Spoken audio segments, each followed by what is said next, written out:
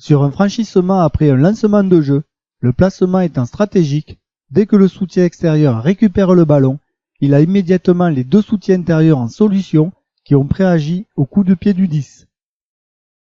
Une fois dans la défense, il est intéressant de noter la capacité du soutien à se démarquer dans un espace libre pour donner une solution de jeu.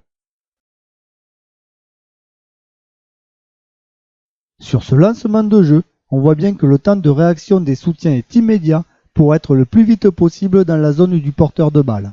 Là encore, on voit une bonne analyse du soutien qui vient se démarquer dans l'espace à l'intérieur du porteur de balle.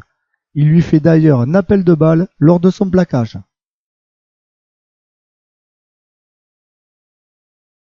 Même dans le jeu courant, on observe une réaction immédiate des soutiens.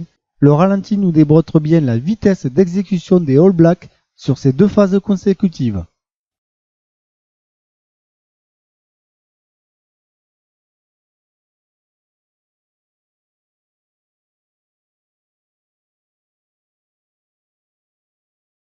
Sur cette contre-attaque, le franchissement est très rapide, un soutien paraît efficace sur les trois possibles.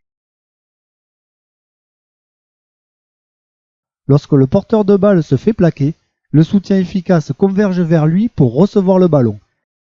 Le deuxième soutien fait un mauvais choix en allant vers une zone à forte densité adverse.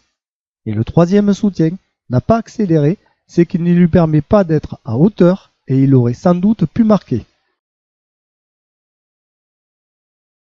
Sur cette dernière action, on observe toujours deux soutiens qui réagissent immédiatement, avec le premier qui converge dès qu'il voit le porteur de balle en situation d'être plaqué, et le deuxième qui va prendre l'espace libre.